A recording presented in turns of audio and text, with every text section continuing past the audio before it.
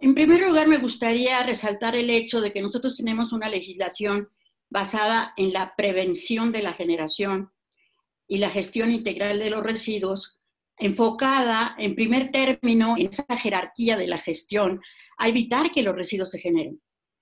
Y solamente cuando no se pueden evitar, es entonces que las prioridades serían, en primer término, el reuso, el aprovechamiento o valorización de los residuos, buscando que no se lleven ya más a disposición final, lo que significa alcanzar la meta cero residuos. La cuestión es que el reciclaje está en esa legislación colocado en tercer lugar después de la reutilización. Y no obstante que esa legislación data de hace más de 14 años, la eficiencia de recuperación con fines de reciclaje de los materiales reciclables es muy baja en nuestro país. Y ahora mismo la Secretaría de Medio Ambiente y Recursos Naturales Federal, desde el año pasado publicó una visión nacional hacia la gestión sustentable, cero residuos, basada en la economía circular, en la cual nuevamente la prioridad es evitar la generación de los residuos, entre otras cosas, promoviendo el ecodiseño de productos y procesos para evitar el desperdicio de recursos. Si esto no se puede lograr y no se puede lograr el alargamiento de la vida de los productos de consumo, entonces la prioridad siguiente sería la reutilización y después vendría el reciclaje. Y nuevamente con la meta cero residuos a disposición final.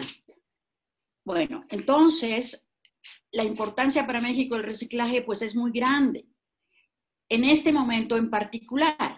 ¿Por qué?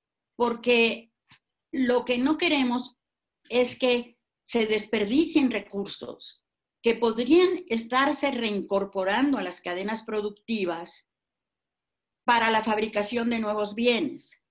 Porque lo que hemos aprendido con la pandemia COVID-19 y de lo que hablaremos después, es que con todos estos problemas de aislamiento y de interrupción del transporte internacional, se ha interrumpido el suministro de insumos para la fabricación de bienes y también, pues, para, en nuestro caso, la exportación de los productos fabricados con esos bienes. De manera entonces que este es el momento adecuado para cerrar el ciclo de vida de los materiales y para recuperar todo material susceptible de reciclar y convertirse en una materia prima secundaria para retornárselo a los productores y que no vuelvan a usar materia prima virgen. Además de que se instaure lo que se conoce como la responsabilidad extendida del productor para que sus productos de consumo o los componentes de esos productos les retornen al final de su vida útil para que ellos los desensamblen y recuperen todo aquel componente o material que puedan usar para volver a fabricar bienes. O sea, es un cambio radical el que podemos lograr, que no hayamos logrado en años, manejando los residuos como basura y no como un recurso. De manera entonces que esto es algo que va a tener una gran repercusión en un momento en que hemos perdido fuentes de ingresos, fuentes de empleo, que la gente está incluso padeciendo situaciones de hambre.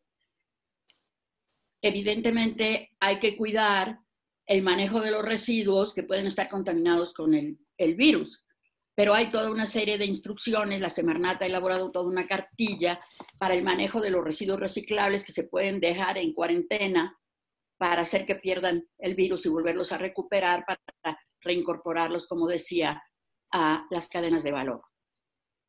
Yo dejaría ahí por el momento mi respuesta, diciendo que si bien no es la prioridad uno, porque la prioridad uno es vámonos a evitar la generación de residuos, sí sigue siendo un factor muy importante de la economía y que es fuente de ingresos para muchas personas que viven en condiciones de pobreza y que podrían encontrar empleos dignos a través de la formalización de su actividad, lo cual también podemos propugnar que ocurra para que sea un reciclaje incluyente y basado en la protección de derechos humanos.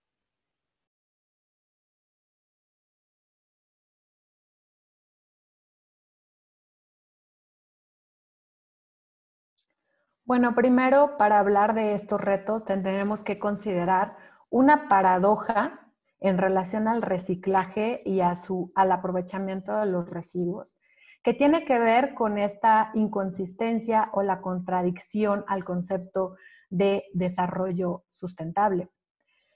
Esta paradoja tiene que ver que mientras más desarrollados estamos, más residuos generamos.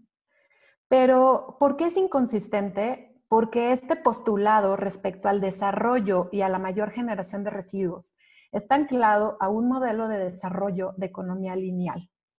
Y por supuesto, en este pseudo desarrollo, mientras más avance tenemos, por supuesto, mayor crecimiento de residuos. ¿Por qué señalo que es contradictorio? Es una paradoja contradictoria, porque el desarrollo sustentable, hoy conocido también en el contexto que también es sostenible o debe de ser sostenible, pues lo que pretende es garantizar el aprovechamiento sostenible de los recursos naturales en el presente para garantizar también dichos recursos su aprovechamiento a generaciones futuras. Por lo tanto, esta base conceptual, ¿sí?, dista mucho de lo que nosotros consideramos materialmente en lo que se genera en razón a un desarrollo. Podríamos pensar que en una perspectiva de desarrollo sostenible, entonces no deberíamos tener una mayor generación de residuos, sino al contrario, un aprovechamiento sostenible de los recursos naturales, lo cual implica su uso en la generación de ciertos productos que al consumirse se convierten en residuos. Entonces, quisiera plantear primero este postulado contradictorio que tiene que ver con esta concepción igual y material de un modelo lineal que nos lleva a un desarrollo y a una generación constante de residuos y, por supuesto, a una visión de la cuna a la tumba y no aprovechamiento en su ciclo de vida de los materiales. Por lo tanto, el primer gran reto que yo plantearía es un cambio de modelo económico para que este reciclaje pueda consolidarse, un cambio de modelo económico que esté vinculado a la protección de los derechos humanos y, por supuesto, a un verdadero desarrollo sostenible que implicaría, entre muchas otras cosas, una visión integral, holística, cumplimiento con los tratados internacionales, la legislación interna y generación de indicadores basados en los objetivos de desarrollo sostenible.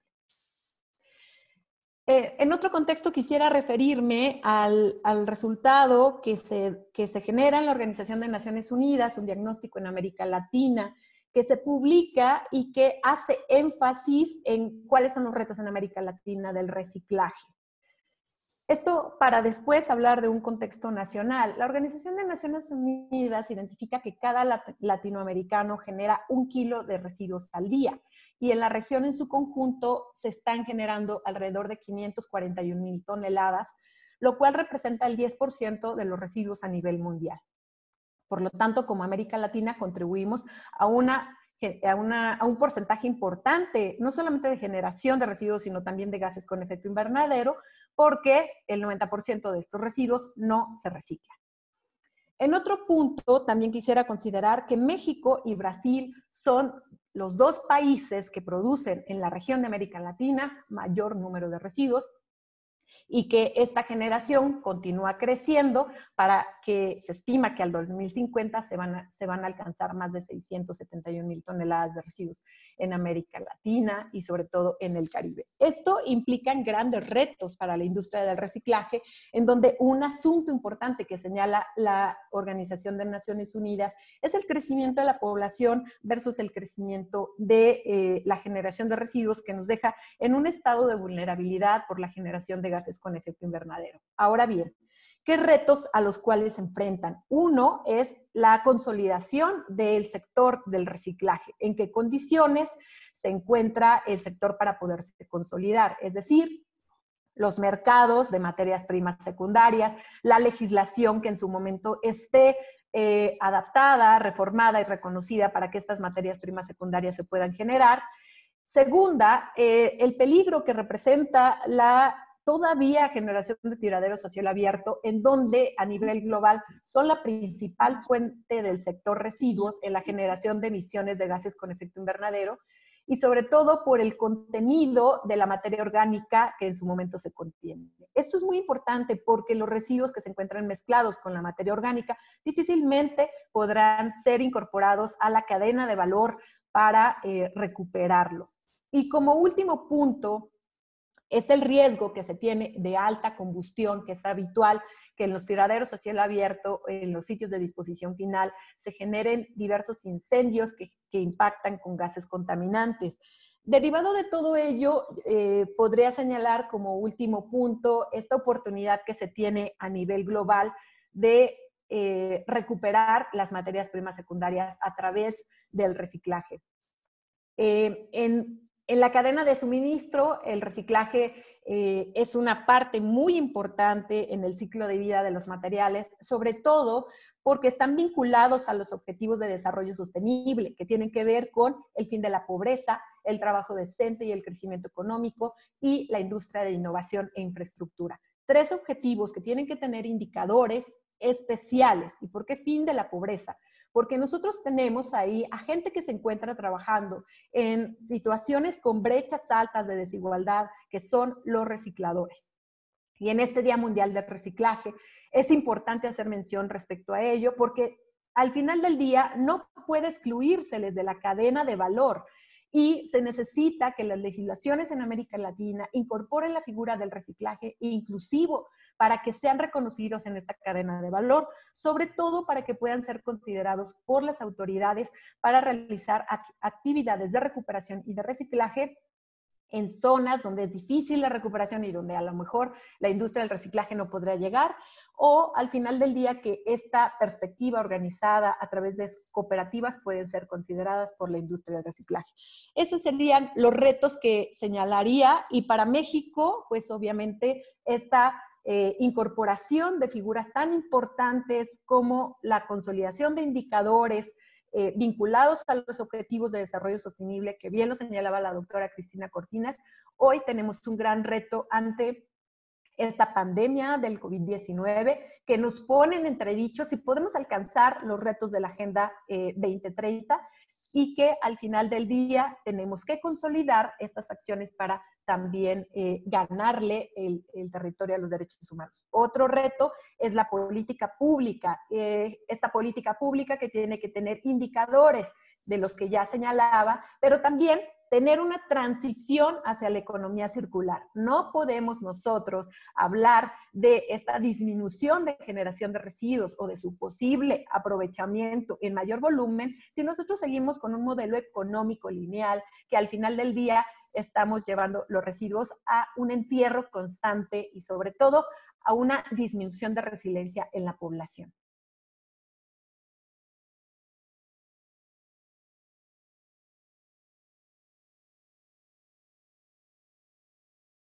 A ese respecto, yo quisiera volver atrás y poder entender cómo ha sido nuestra legislación que incide sobre la gestión de los residuos, nuestra legislación ambiental, para poder entender cómo ha evolucionado. Porque en la Ley General del Equilibrio Ecológico y la Protección al Ambiente, que se publicó en 1988, los residuos eran considerados como un contaminante de los suelos y por ende un contaminante del agua, y por ello se trata ese tema de los residuos en general en el capítulo de prevención y control de la contaminación de los suelos, y ahí se dice que es una responsabilidad del gobierno y la sociedad el evitar que se produzca contaminación por residuos, para lo cual se establecen como criterios la reducción de la generación, el reuso y el reciclaje de los residuos. Pero son unos cuantos artículos que mencionan esto, pero que luego no tienen ningún desarrollo ulterior para decir, bueno, ¿y cómo vamos a hacerle, no? Para reducir, reusar. Entonces, los residuos son considerados como contaminantes y por lo tanto a quien los genera le aplica el principio del que contamina paga. Yo digo que el cambio de paradigma que hubo con la promulgación de la Ley General para la Prevención y Gestión Integral de los Residuos es que en ella los residuos se definen como materiales o productos, no como basura, no como contaminantes, sino como materiales o productos que su propietario o poseedor, por primera vez se habla de un propietario o poseedor de los residuos, desecha, pero que son susceptibles de valorización. Y en la valorización, al definirla, se plantea que es la recuperación justamente del valor de los residuos, ya sea como insumos o como energía, para volverlos a reincorporar a las cadenas productivas. Entonces es un cambio radical de visión de los residuos. Y es una legislación que está dirigida al generador. No es una regulación de los servicios municipales de limpia. No tiene nada que ver, digamos, el espíritu, la intención de la ley, aunque sí dicta medidas ambientales para cómo se lleven a cabo esos servicios, pero el fin último de esa ley, como su nombre lo indica, es evitar la generación, porque está basada en el reconocimiento de que en la naturaleza no se generan desechos, porque los procesos biológicos son cíclicos y todos los materiales que componen a los seres vivos, al dejar de existir, estos vuelven a reincorporarse a las cadenas, a la vida. Entonces, yo digo que ese es un cambio radical. Ahora, la otra cuestión, y que quiero que quede muy claro, es que la economía circular, como se entiende hoy, como política pública o como un enfoque para prevenir el desperdicio de recursos, en realidad se ha integrado a partir del reconocimiento de toda una serie de buenas prácticas, incluso ancestrales, incluso que hoy en día se aplican en los lugares más recónditos de nuestra república, porque, y sobre todo, la pobreza hace que uno no tire nada susceptible de que pueda aprovecharse. Y esto es una práctica común, el que los restos de alimentos puedan servir para hacer caldo de sopa de verduras, ¿no? Todo lo que queda de los restos cuando uno corta los alimentos, y si no, uno los utiliza para dar alimento a las aves o ponedoras o a los animales domésticos para alimentarse, o los convierte uno en composta. Y hay toda una serie de prácticas tradicionales que se han aplicado en el hogar, en las empresas, en los diferentes ámbitos, y particularmente en la industria. Existe todo el concepto de ecología industrial, de simbiosis y sinergia industrial, para justamente no desperdiciar ningún recurso y establecer encadenamientos productivos donde lo que son residuos para una empresa se constituyan en insumos para otra. Entonces, vuelvo a decir, la economía circular no es un concepto nuevo, es un concepto que reúne toda una serie de experiencias. Y aquí me voy a detener porque la pregunta que ustedes están haciendo es qué oportunidades hay para legislar en la materia. Pero yo les voy a llamar la atención sobre un hecho, porque es común que en México se diga que las leyes no se cumplen. Y luego uno se pregunta, ¿para qué quiere uno una nueva ley si las leyes existentes que tienen disposiciones jurídicas que nos permitirían reciclar los residuos, que nos permitirían adoptar buenas prácticas de economía circular, no se están cumpliendo? Y entonces aquí voy a sobre todo, a insistir en algo que nos debe de quedar claro. En la economía circular, como les dije, digamos que el aspecto más novedoso para México y no legislado en nuestra Ley General de Prevención y Gestión Integral de los Residuos es esta parte de prevención a través del ecodiseño de productos y procesos. ¿Para qué? Pues para que los productos de consumo contengan menos materiales, esto se llama desmaterialización, para que no contengan más que los estrictamente necesarios para la seguridad y el uso para el que fue destinado un bien de consumo, para que no contengan materiales peligrosos, para que los productos sean fácilmente desensamblables, reparables, renovables, remanufacturables y reciclables. Digamos, ese es el aspecto que nos faltaría reforzar en la legislación para la prevención y gestión integral de los residuos.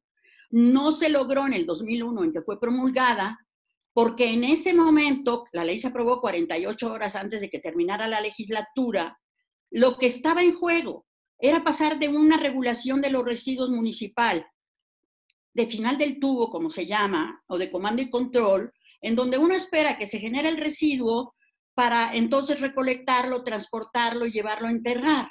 Así estábamos en el 2003, que se promulgó la Ley General de Prevención y Gestión Integral de los Residuos. Y como ven, esta ley vino a cambiar de paradigma, vino a plantear que sí podemos evitar la generación de los residuos. Pero como hubo una oposición muy grande a que esta ley se publicara, entonces se prefirió no desarrollar más la parte de la prevención en ese momento, pensando que las leyes son perfectibles, y así lo dijeron en el momento de su aprobación, que fue unánime. Entonces, hoy en día, si tenemos una oportunidad, es de mejorar la legislación en lo que se refiere a este aspecto. Pero déjenme decirles que no hay producción sin consumo. De manera entonces que no solo debiéramos estar considerando los aspectos de producción, sino también deberíamos estar considerando los de consumo. ¿Por qué? Porque hoy en día todo el enfoque en la economía circular es, a ver, no necesariamente tienes que vender un producto, lo puedes rentar y al final de su vida útil lo puedes recuperar para con ello recuperar tus insumos para seguir fabricando bienes. Y con eso detenemos el agotamiento de los recursos naturales y evitamos que se genere basura. Pero también podemos hacer otras cosas. Hay el consumo colaborativo, hay la donación, hay el intercambio, hay la reparación, todo esto que les he dicho, la remanufactura, toda una serie de procesos, incluyendo el reciclaje, que permiten que se cierre el ciclo de vida de los materiales y que no se desperdicie nada y ni se vaya a eliminar al ambiente como contaminante, ni vaya a parar a un sitio de disposición final. Pero déjenme decirles que paradójicamente, la Ley General del Equilibrio Ecológico y la Protección del Ambiente, en su artículo 17b, estableció la obligatoriedad por parte de las dependencias de los poderes legislativo, ejecutivo y judicial federal, y lo mismo lo retomaron las leyes estatales para aplicarlo a niveles de los 3 poderes del Estado, y esto también en algunos municipios está reflejado a nivel municipal. Es obligatorio que establezcan manuales de sistemas de manejo ambiental, que no son otra cosa que prácticas de consumo responsable para no desperdiciar materiales, ni agua, ni energía, para reducir la generación de residuos y para reciclarlos.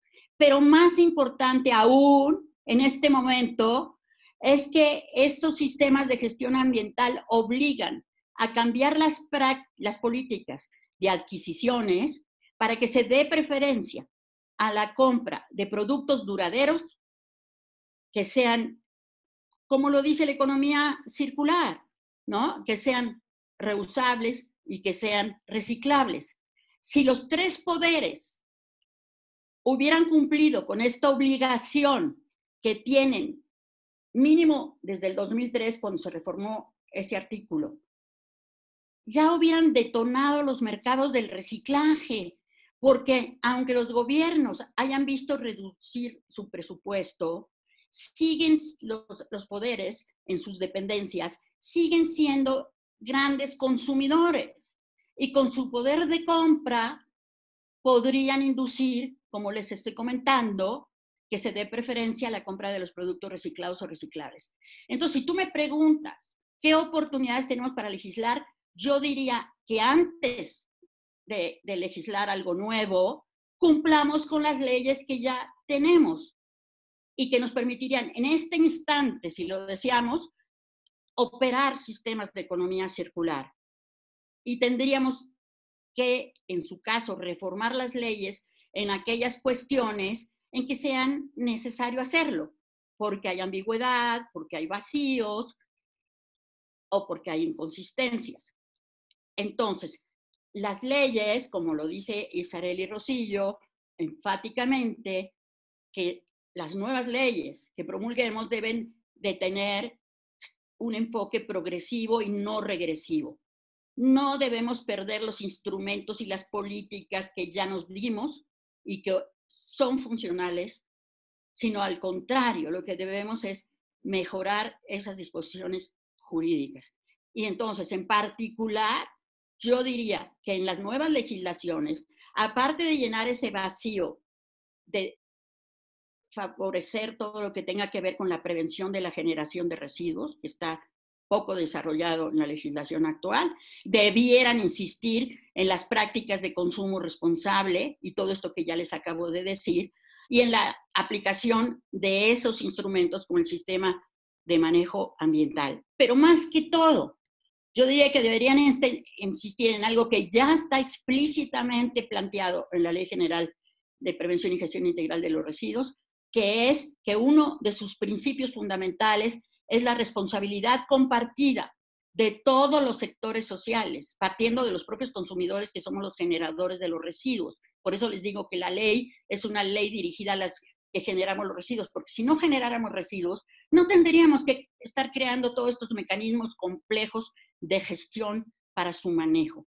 Entonces yo digo que en uno de los objetivos de desarrollo sostenible, y que vamos a tenerlo, todo el mundo lo dice hoy en día, está en todos los medios, tenemos que aplicar y se está aplicando, es el objetivo 17, que es el establecimiento de alianzas.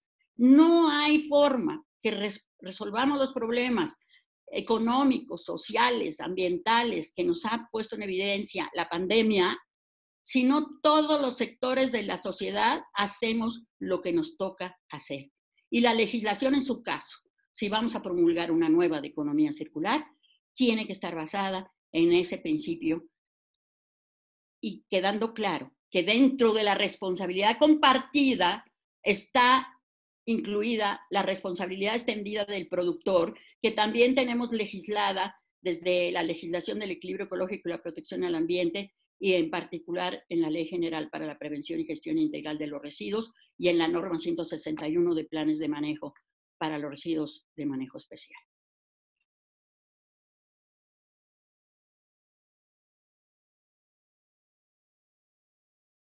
Bueno, quisiera también señalar que así como mencionamos hace un momento sobre los retos que México enfrenta en relación al reciclaje respecto a América Latina, también tendremos que considerar nuestros datos nacionales.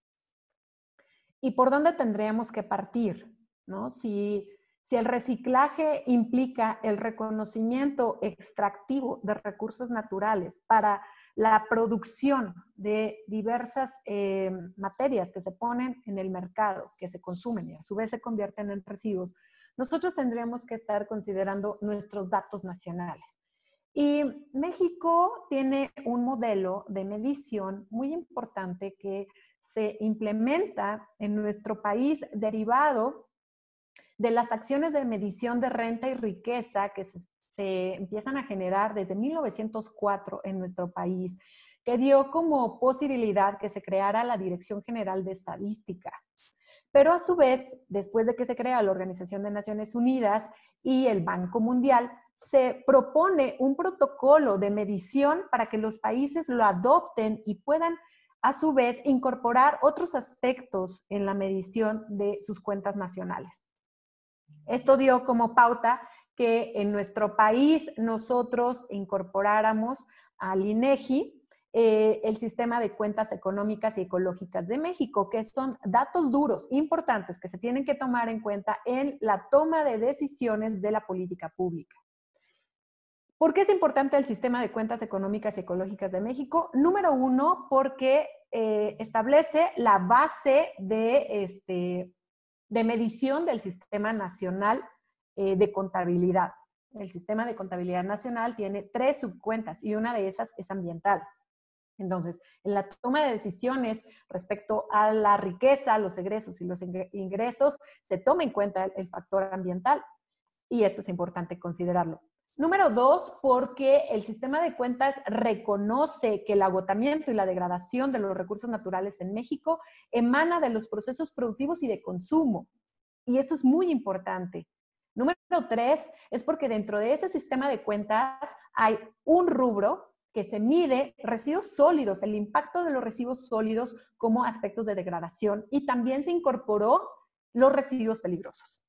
Entonces, nosotros al tomar en cuenta esto, el INEGI en su último informe publica en el reporte del 2018 que los costos totales por agotamiento y degradación ambiental comparados al Producto Interno Bruto de nuestro país corresponden a un 4.3% en relación al impacto del Producto Interno Bruto. Quiere decir que nosotros estamos decreciendo ambientalmente año con año, que estamos haciendo una degradación de los recursos naturales, una degradación ambiental, pero un agotamiento de nuestra riqueza que está sostenida en la naturaleza, en la biodiversidad que nosotros tenemos y que eso nos está volviendo no solamente resilientes, sino está disminuyendo nuestro patrimonio natural. Otra parte importante del sistema de cuentas en el punto en el que se reconoce es que respecto a los gastos de protección al ambiente que se destinan en nuestro país tienen que ver con un gasto del 0.6% del Producto Interno Bruto de nuestro país. Entonces, imagínense, estamos agotando y decreciendo a 4.3, pero estamos destinando recursos en 0.6%, o sea, no va a haber presupuesto que alcance para ello, en donde este gasto representó para el 2018 123.951 millones de pesos, en donde fueron destinados a impartición de justicia, fueron destinados a gastos extraterritoriales, también a organismos internacionales, a generación y transmisión de distribución eléctrica, pero nos quedamos todavía en relación a estos puntos sobre reciclaje, fortalecimiento, materias primas secundarias, etc. Ahora, ¿qué tiene que ver esto con un tema de política pública y relación del reciclaje en el punto de la degradación ambiental y el agotamiento de recursos naturales? Obviamente porque reciclar implica este proceso de producción. Si yo no produzco, pues tampoco puedo generar productos que puedan ser reciclables o a su vez generados como aprovechados como materia prima secundaria. Y por supuesto tampoco se incorporarían a esta impacto que representa la generación de gases con efecto invernadero, ¿no? Por el tema de cambio climático.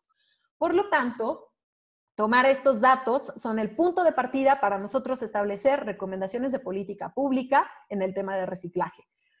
Entonces, en relación a esto, es importante también señalar que un modelo de economía circular como una recomendación o reto legislativo y de política pública en nuestro país implica también reconocer que la economía circular no solamente es gestión integral de residuos, como lo decía la doctora Cristina Cortinas, sino a su vez también incorpora 2 elementos importantes. Una es la protección del patrimonio natural y el incremento del patrimonio natural, porque cada vez vamos a hacer más, vamos a generar mayores impactos, pero entonces necesitamos ser más resilientes, por eso necesitamos incrementar el patrimonio natural.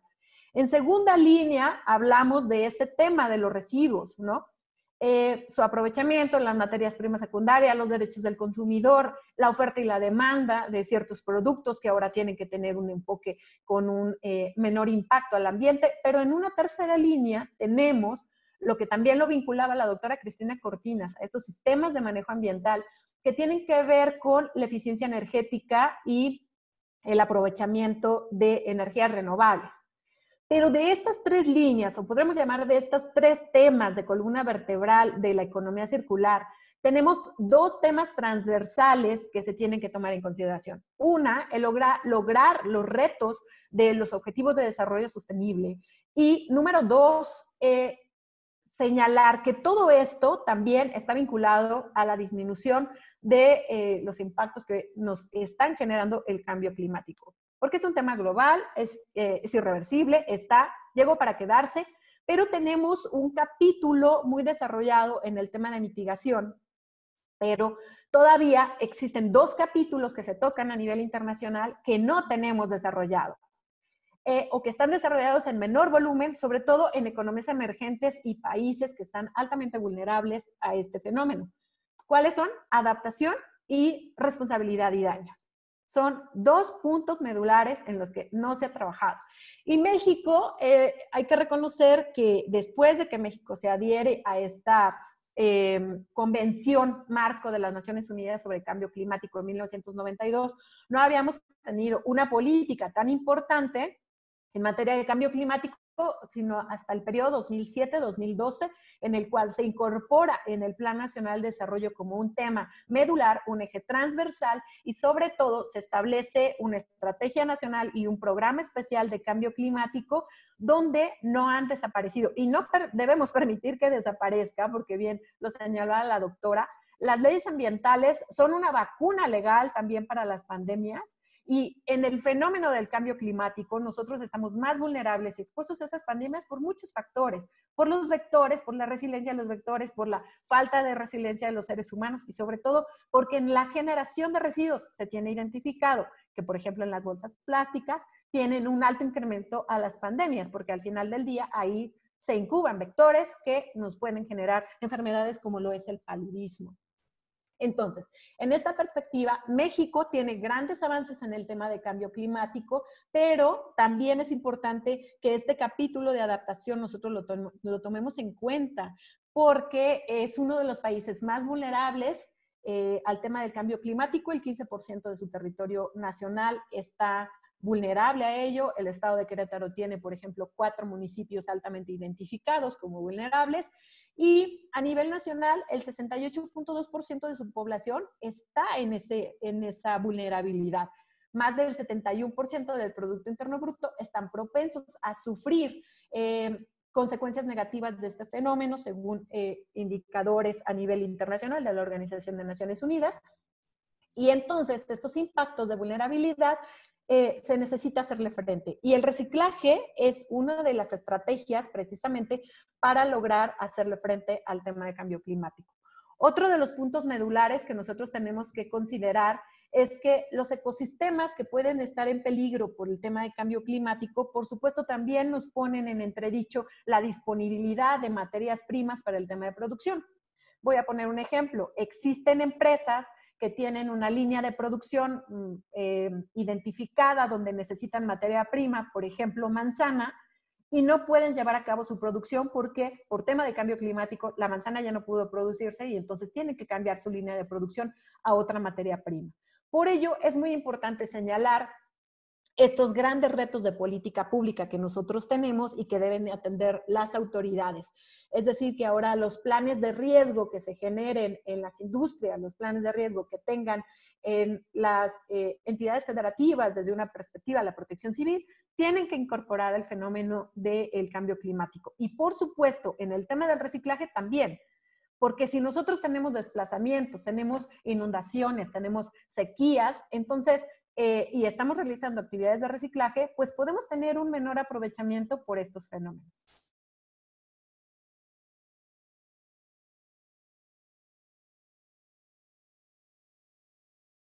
Mencionaba el papel tan importante que tiene la población en tanto que consumidora y que ese papel es sumamente importante porque la fuerza del cliente es mayor que la fuerza de cualquier ley.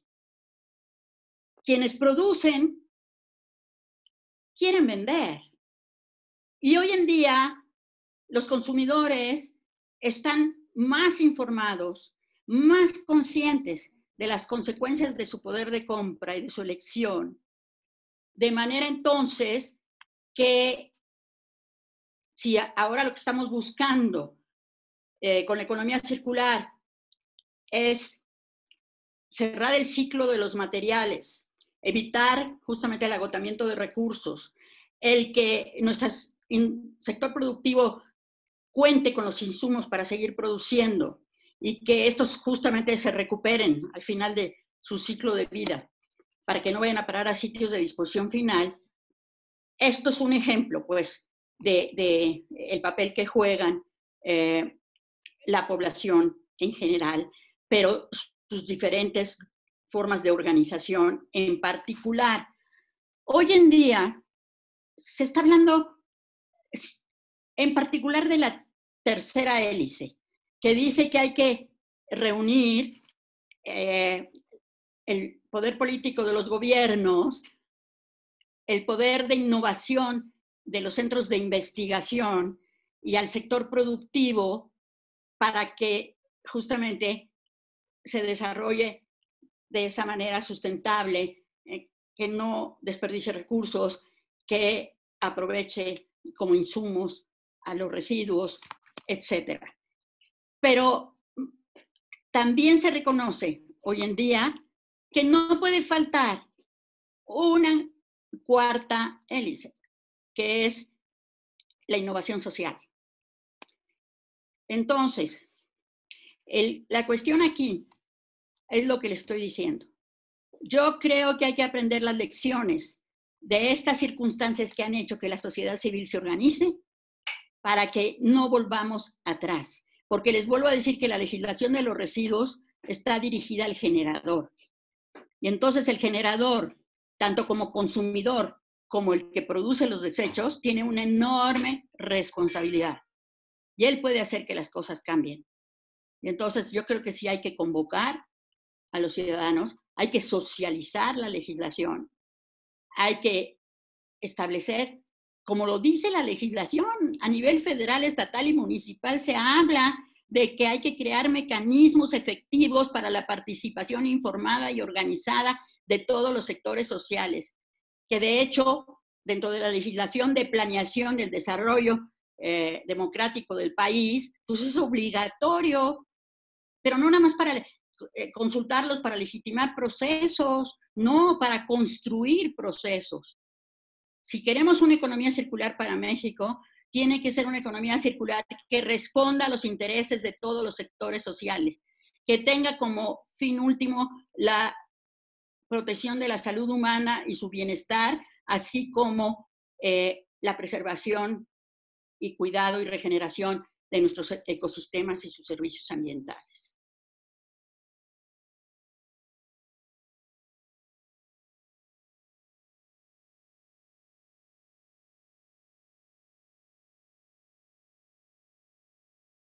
Yo quisiera hacer énfasis en este contexto sobre la pandemia en 3 puntos medulares. El primer punto es el papel de los recicladores.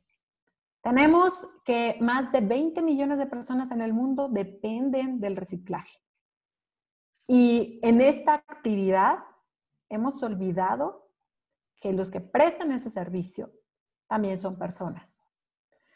Y eso es muy importante porque hay que rescatar la perspectiva humana de la política. Tenemos que dejar de ser tecnócratas para nosotros considerar que esta pandemia nos ha llevado al reconocimiento de que las decisiones que están ancladas solamente al desarrollo y la producción pueden colapsar de un momento a otro si no se tiene una perspectiva humana en la toma de decisiones, lo cual implica una ética para la sustentabilidad contemporánea. ¿Qué quiere decir esto? Que tenemos que tomar en un contexto social, político, jurídico y económico que vamos a estar expuestos a diversos fenómenos en donde necesitamos tomar decisiones éticas.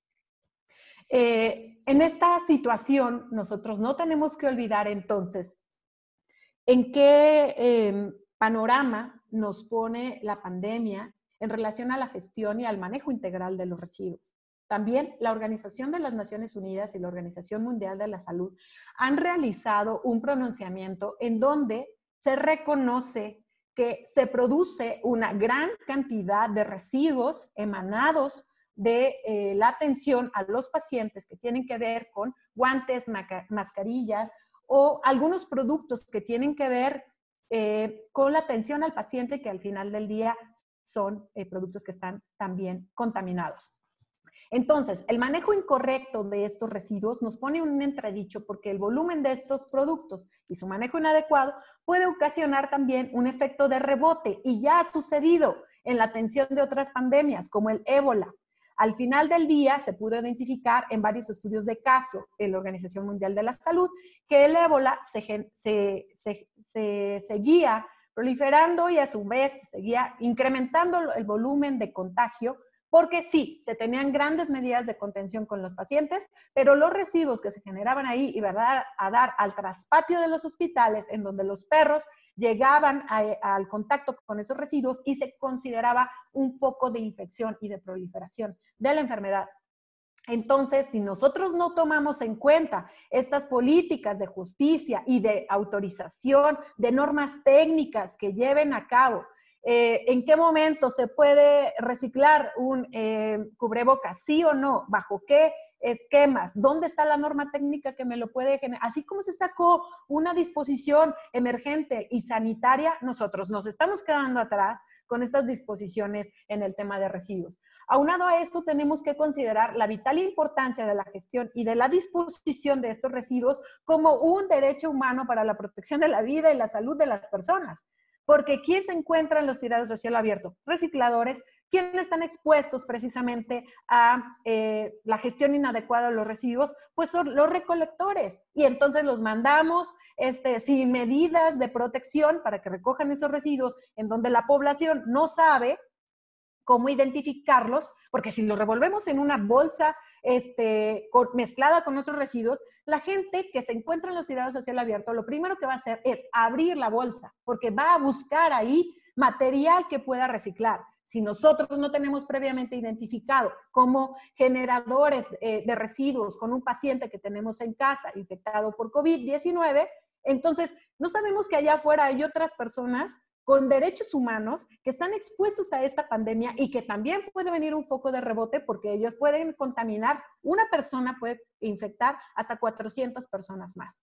Entonces, la falta de experiencia en esta atención, de reconocimiento de la importancia de la legislación y de las políticas públicas, pero sobre todo de la colaboración en la elaboración de normas, que también pueden ser un factor importante para la atención de pandemias, en relación de la atención de residuos sanitarios y biológicos infecciosos, pues nos deja en un estado de indefensión, en donde entonces no estamos considerando los siguientes factores, ¿no? Número 1, la generación y la minimización. ¿Cómo yo no puedo generar residuos con un paciente COVID? No lo sabemos. La separación. ¿Cómo vamos a separar nuestros residuos que generamos en el hogar? No lo sabemos. Identificación y clasificación, manejo y almacenaje, empaque, transporte, recolección. No tenemos esa identificación. Entonces, tenemos grandes factores que nosotros tenemos que considerar en esta atención de generación de residuos domésticos con el impacto de un paciente. En otro punto, también quería hablar de esta reflexión que nos deja, y es esta pregunta tan importante que me hiciste, y a lo mejor, discúlpenme que me extienda un poco, pero es muy importante, porque estamos hablando de la pandemia, y entonces, ¿dónde vemos centrados los discursos y la parte argumentativa? En la protección de la vida de las personas, en las defunciones que están generándose, en los pacientes y su derecho a la salud y al acceso del servicio de salud pública y el impacto económico. Ahí están centradas las líneas discursivas a nivel global. Y si le preguntamos a un familiar, si le preguntamos a un conocido, oye, ¿tú qué piensas de la pandemia? No, la vida que se está perdiendo de las personas, los derechos de los médicos. Vaya, no quiero decir que eso no esté bien. Por supuesto que necesitamos hablarlo. Pero ¿qué pasa con el origen de la pandemia? ¿Qué pasa con la ausencia de responsabilidad que nosotros hemos tenido en el tráfico ilegal de especies exóticas y que aunado a ello, estas pandemias, enfermedades de transmisión de animales, de mutación a humanos, han representado el 75% de enfermedades del ser humano? Y hemos tenido otras pandemias, el ébola, la gripe aviar, etcétera, que han mutado, pero por supuesto, esta ha sido de impacto global que no se tenía previsto y por supuesto, pues los riesgos y el impacto económico, social, salud y demás son importantes. Pero ¿por qué no hablamos también de esta responsabilidad del origen? De por qué no frenamos el tráfico ilegal de especies exóticas, por qué nosotros no implementamos políticas públicas para el manejo de residuos de forma adecuada, por qué no hablamos de que la justicia ambiental tiene que llegar para quedarse. Y cuando hablamos de justicia ambiental, hablamos del ejercicio efectivo y la materialización de la legislación, centrado al tema del reciclaje. Lo decía la doctora Cristina Cortinas. Tenemos una ley general para la prevención y gestión integral de los residuos que rompió el paradigma y monopolio de la gestión y manejo de los residuos, específicamente los sólidos urbanos, en los municipios. Porque estaba centrado el coto de poder ahí. Y rompe con ese paradigma al llevar a cabo y a reconsiderar 3 grandes grupos de residuos. Esto es muy rescatable y además fue incorporado en otras legislaciones en América Latina, y el aspecto de prevención y sobre todo de los sitios contaminados ha sido una ley modelo hasta para Alemania en relación a que la misma ley de residuos incorpora un tema de sitios contaminados. ¿Por qué? Porque el principio de prevención y de precaución es el principio rector de la ley y de todos los derechos humanos, y lo rescata. Y aunado a ello, hubo otras figuras que en su momento no se permitieron autorizar, pero que la ley fue pensada a 10 años y menos de 10 años ya empezó a surgir reformas. ¿Por qué? Porque empezó a tener resultados. No es que la ley no sea insuficiente, es que en su momento era para lo que daban los acuerdos políticos, legislativos, económicos, etcétera, y porque aunado a eso fue anclado al manual de la OCDE, en donde la doctora Cristina Cortinas en su momento fue representante de México ante ese organismo internacional, y tiene la voluntad y sobre todo esta visión de que México cuente con una legislación enfocada a la prevención. Pero en ese entonces la Unión Europea estaba caminando con diversas resoluciones en el tribunal, ¿sí?, en sus tribunales constitucionales, en analizar el impacto de la legislación, y posteriormente incorpora en la Unión Europea lo que tiene que ver con materias primas secundarias, lo que tiene que ver con la distinción entre residuo y materia prima, entre si deben incorporarse una ley de residuos, de regularla, sí o no, si hay una clasificación, y viene una serie de criterios que en su momento después México no retoma. Una ley no es perfecta, no es un fin en sí mismo. Los problemas no se van a resolver solamente con una reforma. Se necesita trabajo, alianzas, se necesita el reconocimiento de que tenemos derechos humanos y tenemos que generarles indicadores de cumplimiento. Y por otro tema, por último, lo que está señalando en los retos de los municipios de que cambian constantemente de administración. Nosotros tenemos que reconocer que las leyes ambientales tienen que ser progresivas y no regresivas. Y esto implica que se conozca la ley, porque la Ley General para la Prevención y Gestión Integral de los Residuos se reconoce la responsabilidad extendida. Perdón, México no la nomina en la ley como responsabilidad extendida, pero está el instrumento de gestión y de control en el artículo 28 de la LGPGIR, que establece la responsabilidad para productores, distribuidores, comercializadores de productos que al consumirse se conviertan en residuos y que tengan que realizar un plan de manejo. No saben que tenemos que realizar 2 tipos de plan de manejo, el de generación y precisamente de estos productos para que puedan reciclarse. ¿Qué faltaba? ¿Qué reto falta a nivel nacional? Que se reglamenten los sistemas de gestión ambiental, que se estipulen cuántos residuos van a entrar a responsabilidad extendida, que se establezcan después con las metas con el sector, cuáles van a ser las metas de recuperación a nivel nacional. Pero seguimos siendo resistentes a un modelo que llegó para quedarse y donde nos estamos quedando atrás y donde este reto municipal, entonces todavía estamos anclados en la vieja ultranza de hablar de los residuos y del coto de poder que pueden generar o del recurso económico que pueden generar, enterrarlos. Entonces, es un gran reto para las autoridades municipales. Tendremos que establecer un sistema profesional o un servicio civil en materia de sistema de gestión integral de residuos en tránsito hacia una economía circular, donde garanticemos que los técnicos no se vayan y que las decisiones se tomen en relación a la factibilidad económica. Lo dice la ley, 3 principios especiales, sino que la doctora Cristina ahorita lo retome, me gustaría que lo retome, económicamente viables, tecnológicamente factibles, socialmente aceptables, y que esa toma de decisiones esté anclada a ello.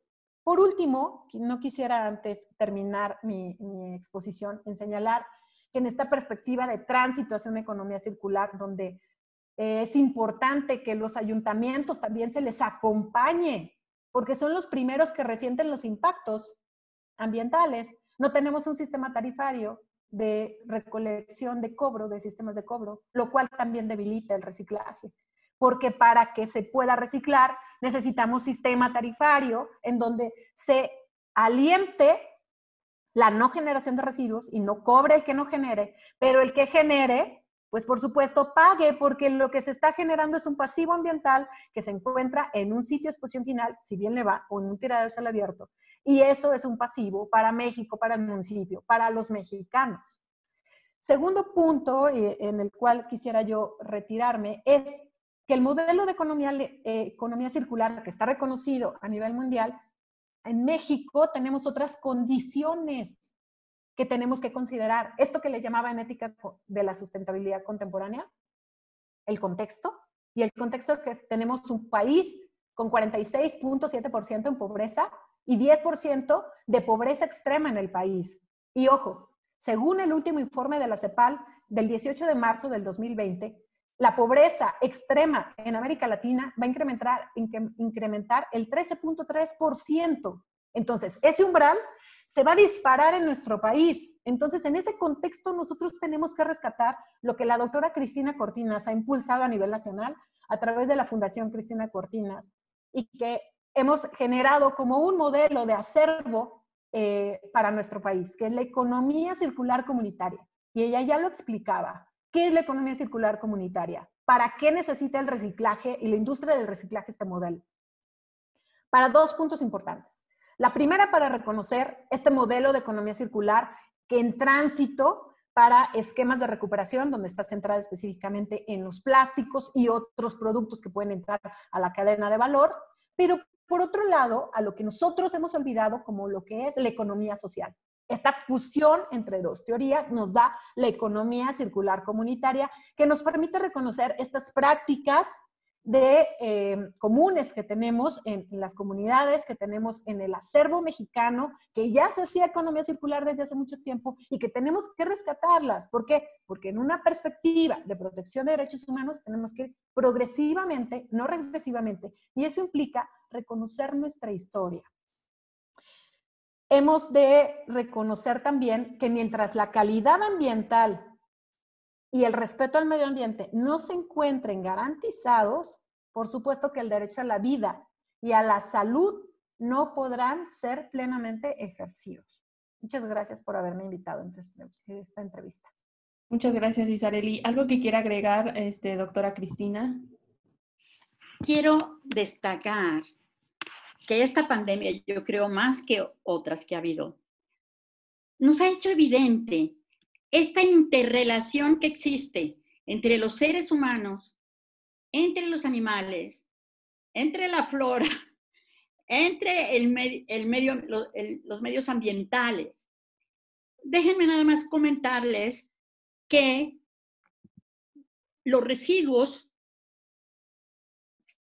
forman una gama variada de materiales y productos que en su momento, veas en este caso de la pandemia, pueden contener agentes patógenos susceptibles de contagio. Y este contagio puede ocurrir, como lo estaba bien diciendo Isarely, no solo por el contacto entre personas en su vida diaria, sino por el manejo de los residuos por parte de quienes prestan los servicios de recolección y de diferentes modalidades de manejo. Pero no solo eso. Si en las granjas, por ejemplo, existe una pandemia, véase la pandemia de la fiebre aviar, que es transmisible al humano y que dio lugar a que se estableciera una normatividad que fijara una distancia que debe de haber entre las granjas avícolas y otras granjas o grupos poblacionales para evitar la transmisión entre animales, pero también entre personas, pues resulta que la excreta, en este caso de las aves, pero podría decirlo de otro tipo de ganado, se han usado tradicionalmente, cerrando el ciclo, como la economía circular lo plantea, de dos maneras. La gallinaza y la pollinaza la utilizan como mejorador de suelo o la utilizan como fuente de alimento animal. ¿Qué va a pasar en esas dos circunstancias? Que los cultivos agrícolas a los cuales se aplique la gallinaza o la pollinaza van a estar contaminados. Y también los animales que se alimenten de ese tipo de subproductos lo pueden estar. Y por eso existe todo un sistema de inocuidad alimentaria que busca prevenir que esto ocurra. Bueno, revisando la normatividad existente en este momento en el tema de los residuos, surge de manera totalmente flagrante los vacíos regulatorios que tenemos, las inconsistencias, la falta de coordinación entre autoridades, porque debería haber una regulación holística de los residuos, que considerara al mismo tiempo los aspectos sanitarios de bioseguridad y los aspectos ambientales.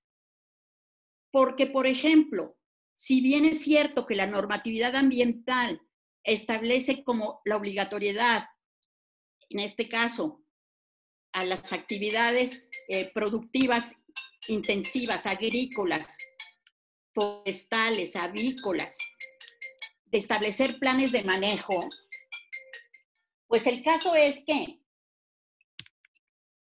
no dice cómo. Es una norma administrativa. No da ningún parámetro ambiental, no dice qué medidas de seguridad se deben de aplicar. ¿Se dan cuenta? Entonces, les vuelvo a decir, no podemos salir de esta pandemia si no cambiamos, si no reconocemos todas estas injusticias sociales, ambientales, deficiencias en nuestro sistema regulatorio. Pero no podemos dejar tampoco al sector público solo. Por eso, si ustedes entran a mi página electrónica, que es www.cristinacortinas.org, verán que he dedicado mi vida a compartir conocimiento. ¿Para qué? Para que justamente poner al alcance de los tomadores de decisiones información que nos permita prevenir riesgos a la salud y al ambiente y proteger la vida humana y los ecosistemas. Pero es una responsabilidad de todos, no es cuestión solo de uno.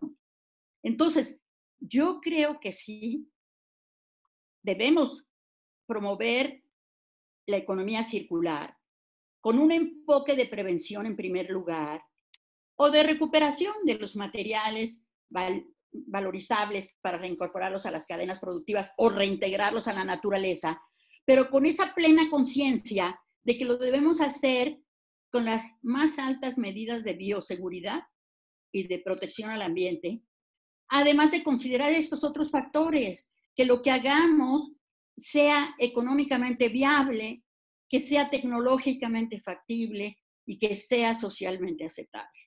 Entonces, pues los felicitamos por estar organizando esta reunión para festejar el reciclaje.